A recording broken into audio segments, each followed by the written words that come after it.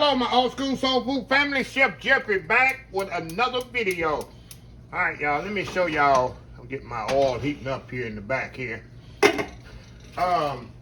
See the title of the video: Old School Fried Pork Steaks. I did fried pork chops. I did smothered pork steaks. But let me tell y'all, it's nothing better. And I've cut these in half, y'all. I got these at my favorite meat market. One of my favorites. I have three favorites. But the one is probably more closer than a lot of Houstonians is Farmer's Fresh Meats Market over there. It's one on Cullen, one I go to is one on Mesa. These was about, they was one, almost $1 and, what was it, $1.50 a pound for these. So I went and got me 10 pounds and I pulled me some out the freezer. Look at that fat cap on there, y'all. My buddy Ken will be happy with that. But what I'm going to do, y'all, I'm going to fry these in the skillet on top of the stove. Just fry these bad boys up. Really simple how I'm going to do it. Nothing fancy. But what I'm going to do first, I'm definitely going to season these suckers off here. And y'all know me, I'm very simple on my seasonings. I don't use a lot of seasonings in my product. I got them all washed off here. Now all I'm gonna do, y'all, I'm gonna do salt and pepper. We're gonna do a little salt and pepper on them. We'll kind of mix it up there. Get my spoon here, y'all. Salt and pepper, I use a little caveners, y'all, and I do a little shake there. My buddy Uncle Steve shake, put a little caveners on there. I'm gonna kind of mix this up, y'all, on where they go on the other side. A little shake there. There we go.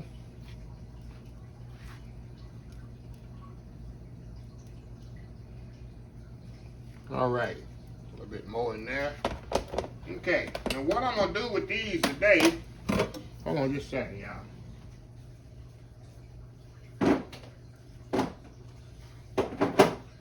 What I'm gonna do with these, we're gonna bread them. I guess it is bread them, yeah. We're gonna do them a little differently than I usually do them. I'm gonna put a little breadcrumbs in my flour to kind of give it a little crunch. Kind of mixing that season all over it, y'all. So we can get the other one on the other side there. It's gonna give it a little bit more crunch to it. I'm gonna show y'all right now, and I'm gonna use buttermilk. Very simple. Buttermilk and flour, y'all. I ain't gonna do no eggs, nothing like that. So I got some all-purpose flour in here. All I'm gonna do, I'm gonna add some breadcrumbs in there. Bring a little bit more, y'all. I'm gonna kind of mix this up together.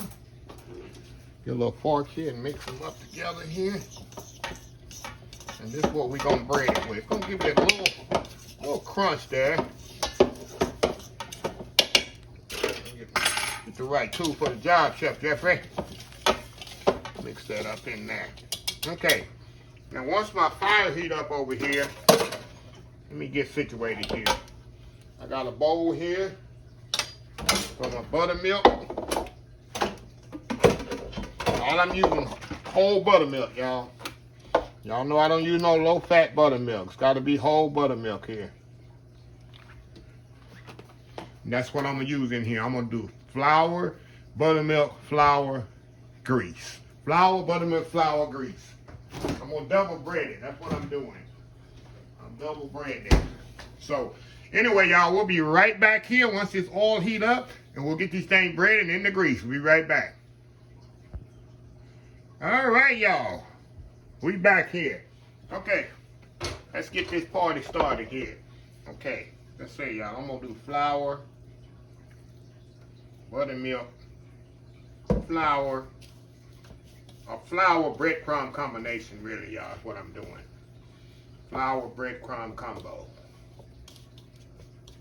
Okay, throw that in the buttermilk here.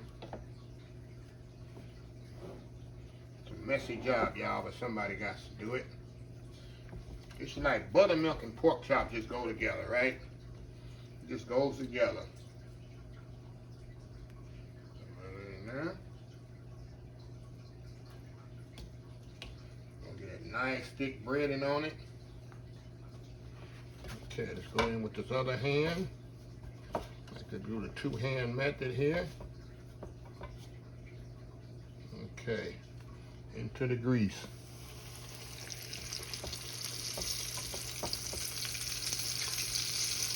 Take that excess off there.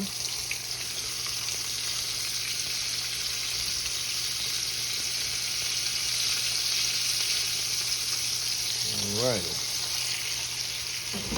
Okay, let me move y'all over here so y'all can see what's going on here. Move y'all over where y'all can see what's going on there. There we go. Okay.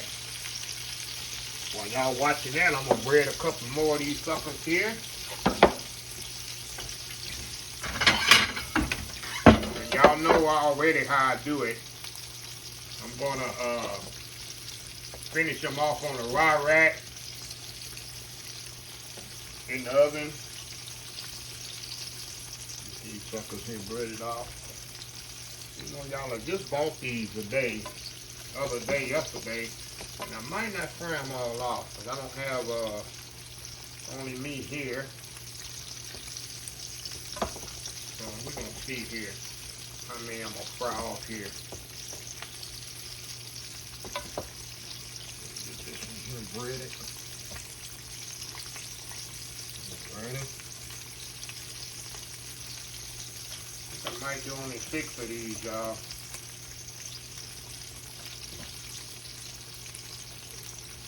Yeah, we just gonna fry them just like chicken, y'all.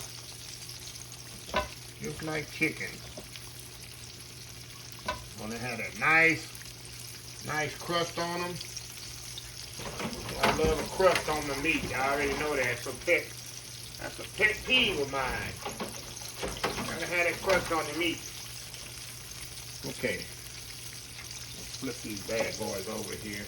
And then we're gonna finish the rest of them off, and we'll be back here when we take the last batch out. Like I said, y'all, I don't think I'm gonna cook all of them. Okay, where's my, here we go. Let's see what we got here. Oh yeah, got that nice golden brown color on them. That's what you want. See that nice crust on there? That's what you want, y'all. So anyway, we're gonna get these cooked off, and we'll be right back when the last ones come out. Old school fried pork steaks, y'all. Can't get no better. We'll be right back. All right, y'all, we are back here. All right, y'all. We're gonna take the last 2 out of here. Look at this, y'all. Just like fried chicken. Look, see how that breading just stay on there? Just like frying chicken. Now, these are not completely done. Look at this, y'all. That's some good crispy crust on there. It's good eating here. All you need some white gravy with it. And it's all good. Let me show y'all here. Now, I'm going to put these in the oven because they're not completely done. People say, why you put it in the oven? When I put it in the oven for 2 reasons. It preserves the color on it. It doesn't get any darker sitting in the oven unless you cook it too long, of course. If you just do it 15 more minutes, all you need. And then it keeps the juices in there. It just absorbs all that juice in there. And when you have what you get a perfectly tender pork chop that's juicy, crispy crust, juicy center all the time. That's how we do it in the big kitchen, y'all. When we got a party for 250 to 300 people, we don't fry it all off in the fryer and the skillet. We sear them off and we finish them in the oven and come out perfect every time. So anyway, y'all, I'll be right back when these come out the oven. 350 degrees, about 15 minutes, 15 to 18 minutes. We'll be right back. All right, y'all, we are back here. I just took them out the oven here. Look at this here, y'all. Look at these nice chops here. And I'm going to let them kind of set up here and rest because you don't want to cut into them. Just like anything you take out of the oven, you do not want to cut into it or nothing for like maybe 10 minutes. The reason is you have put them in such a high temperature, 350 to 375, and those juices is trying to come out. As you can see, the juices is already coming out of it. What you want to do, you want to let them rest. At least 10 minutes, 15 at the most, and let all them juices go back into the meat. And that's what I'm about to do. I'm going to let this sit up about 10, 15 minutes. I just want to dive into them right now, y'all, and taste one. And see one, call him a name with the fat cap on it. But I'm going to let them rest here a little bit. Then we're going to come back I ain't got no vegetables, no mashed potatoes, no gravy, no nothing with them. We just gonna taste them just like they are. Get the real eating experience out of them. So anyway, y'all, we'll be right back. All right, y'all, we back here. All right, y'all, I'll let these things rest about 15 minutes here. I see one here right with my name on it, y'all, right here. Look at this in here. This has my name. It say Chef Jeffrey on it. Look at that. See the name? Say Chef Jeffrey right there on it. Written right there on the side. Okay. Now, when I do pork steaks, y'all, I'm going to show you something I love to do with them. Don't judge me for what I'm about to do. So, it's a pork what? Steak. Pork steak. And what I like to do, I like to take me some A1. I'm telling y'all. You never had A1 sauce on a pork steak? You don't know what you're missing. This is a game changer. Been eating it like this for years. So, anyway, let's go in here, y'all. Let's go into here. See if we can hear that crunch. Hear that crunch right there, y'all? Wow, y'all. Oh, I didn't even show y'all the close up. Hold on. Excuse my melon. Let me get that little fat. Fat cap. Look at that. Oh my goodness. Hold on, y'all. So tender. But that's why I finished them off in the oven. See this? Oh, wow. Best way to make a pork steak, I think, is one of the most underrated pork items. Well, a lot of people don't know what to do with it. I say, pork steak, what I do with it? It's like you do a pork chop. Same way.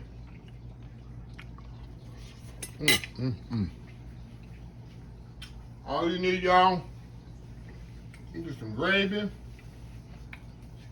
I'm eating it with gravy, mashed potatoes, and green beans.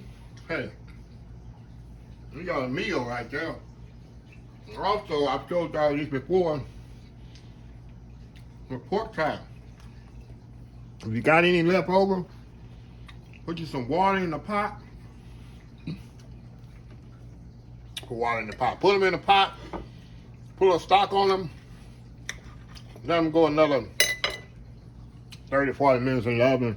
You got to smell it. Look at that, perfectly cooked. Look how juicy that is, y'all. How juicy that is.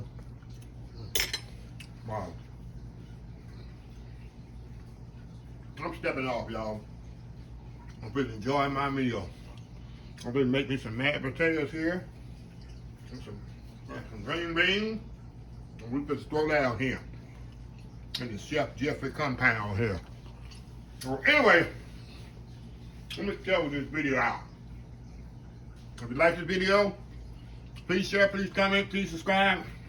Please follow my other social media accounts: Facebook, YouTube, Instagram, Twitter, Twitch TV, Pinterest, and oldschoolsoulfood.com. Let me show y'all something here that I love. See this? See the little crumbs over here? This is the best thing to eat, y'all. You hear them? Look at that. I love those little crumbs that come off. Don't judge me. But anyway, remember the hashtag 2023? Just show some kindness. Old School Soul Food. Until next time, have a blessed Old School Soul Food day. And I will see y'all in the next video. Love y'all. Bye.